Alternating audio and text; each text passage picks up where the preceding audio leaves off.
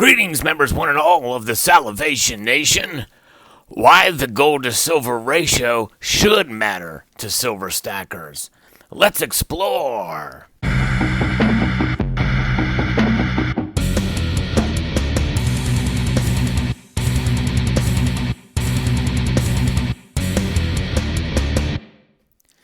In part one of my little mini-series on the gold to silver ratio in relation to silver stackers, we talked about how the gold to silver ratio really doesn't matter to silver stackers in one sense, and all of that holds true.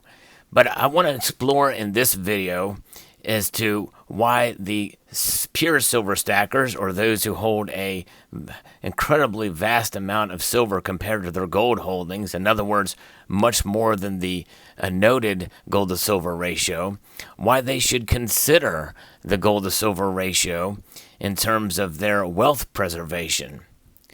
You know, gold and silver have been used as money for thousands of years. Most of us know that. There's been countless videos talking about the history of gold and silver utilized as money.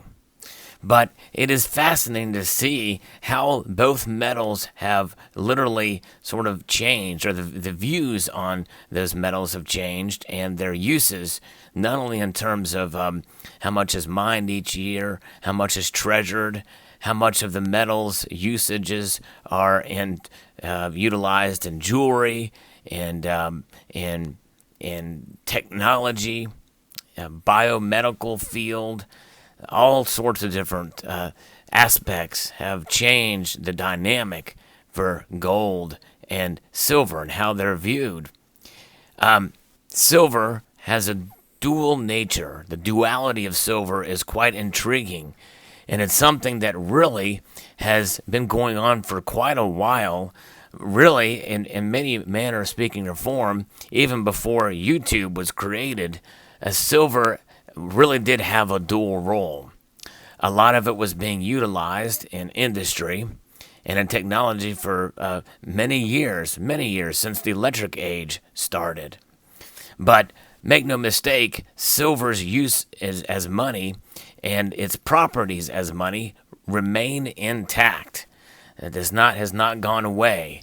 However, the marketplace has changed in its view of silver, I believe, relatively drastically since the last increase in price of silver for the past 10 years. In 2011, silver spiked for a very brief amount of time to almost $50 an ounce. And it was an unusual anomaly, and is by no means a measure of future performance for silver. But it also means that silver's usage in different areas of technology have helped, I believe, keep that price and the ratio wide between gold and silver. And because of the widening of the ratio of gold and silver steadily, for the most part, since 2011, I think that is relatively alarming, and it also tells us something. That gold to silver ratio tells silver stackers that silver is being what they would consider to be undervalued, and I think they're right to some extent, but I also think it could point us to a new reality of how silver is viewed in the marketplace. You know, we all understand, that there's silver and gold, and even platinum and palladium, are traded in electronic form. ETFs, futures, and the like. And we know that those really in some ways wreak havoc on the physical, because those prices are reflected based off of those ETF and futures prices. And but there's many different natural market forces that come into play too, as most commodities are traded electronically these days. And that is just it.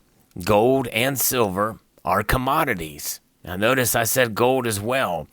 Gold is a commodity as well as being money, but people value it as money.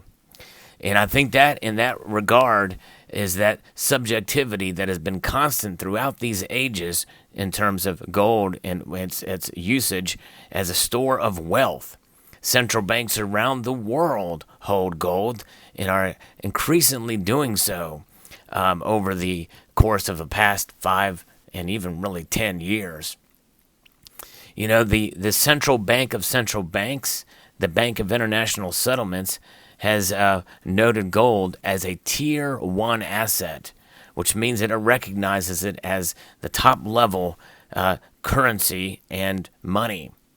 And that is invaluable, and I think that says a whole lot for gold. So we have the gold to silver ratio at a point where it's getting up there to the late high 80s and has creeped up to 90 to 1 recently. There was a time back in 1991 when the gold to silver ratio had gotten up to about 100 to 1. Could we see that again? I think that is quite possible, especially since it has not been moving one way or the other in a wild direction, at least not as wild as it did back in the recession of 1990. And I think that is partially what led to that high ratio swing upwards. And typically what happens is during these recession periods, the ratio actually does, believe it or not, contrary to popular belief, in the midst of these recessions or towards the tail end of these recessions, the gold to silver tends to widen wildly. We've not been in a recession for over 10 years now, and yet we're seeing a steady increase in the gold to silver ratio, barring, aside from some dip pullbacks from here and there. But I believe that is in part and parcel to the dual nature of silver. Silver is being seen these days, especially with the advent of technology, electric vehicles, PV technology, solar panels, in other words. Silver is being utilized more and more in those areas as a commodity. And I think that is something that silver stackers have got to come to grips with, that reality, that this metal here, that we see it in the physical form here, it is beautiful, and it is a metal that certainly still has all of the properties that it had before.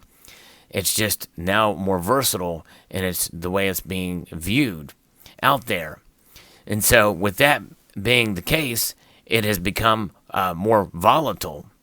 That volatility is something that makes many stackers out there uneasy, because they see this as a stable hedge against economic instability. And that stability is something that we adhere to. It's something we long for. We long for stability. I am very risk averse for sure in my holdings, which is why I have considered and have sprung into diversification with gold. That's right. And that's why the gold to silver ratio, I believe, should matter for silver stackers out there, because gold, through its history, has had some wild moves, and it has spiked and dipped, but generally, overall, it has survived the cryptocurrency craze. It has survived different technological advances. It is treasured, it is held, and because of its being treasured and held by central banks and the marketplace as is seen as money, I believe it is the absolute ultimate store of wealth. I believe it is the least risky of the hard assets out there, of any metal out there that you can hold, that I believe that gold is the one. It is the one that stackers should, I believe, pay attention to and diversify to acquire for their portfolios. Now, as you know, it goes without saying that I'm not a financial expert by any stretch of the imagination. These are simply my thoughts, but I think the data speak for themselves.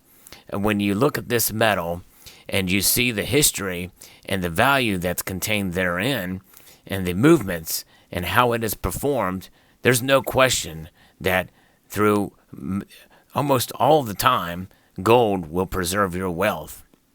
Now, there are times, as with silver, but not nearly as much as with silver, where there are times where gold may not preserve your wealth depending on when you buy and sell it, and there are times where it acts as an investment. In other words, you could sell it and literally make money on the metal itself. Timing those buys and sells is something I'm not a part of or want any part of. I buy it for the long term. And I believe that with gold, you don't have to be quite as patient as you do with silver.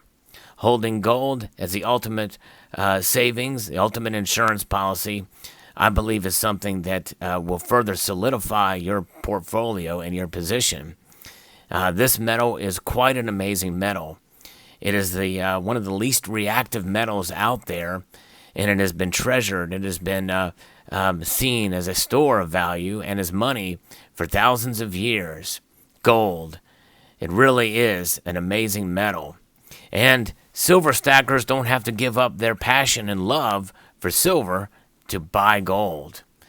And as on the contrary, you don't have to hate silver to love gold either.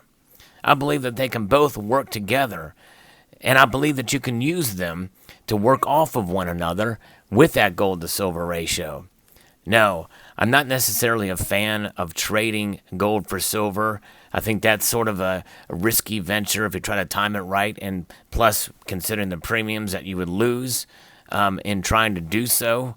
It just depends on who you're trading it with. If you have an LCS that will trade you ounce for ounce, that's a different matter. But even as such, it just depends on what you paid and how that works out.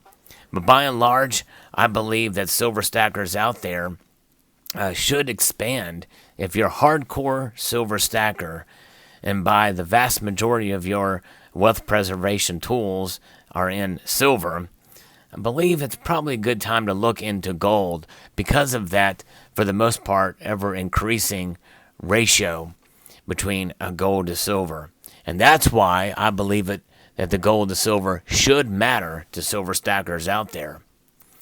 I hope you found this video encouraging and enjoyable. Post your thoughts below. And thank you for watching this little mini-series. I would like to extend a multitude of gratitude to you all for taking the time to watch, and encourage you to please rate, share, comment, and subscribe.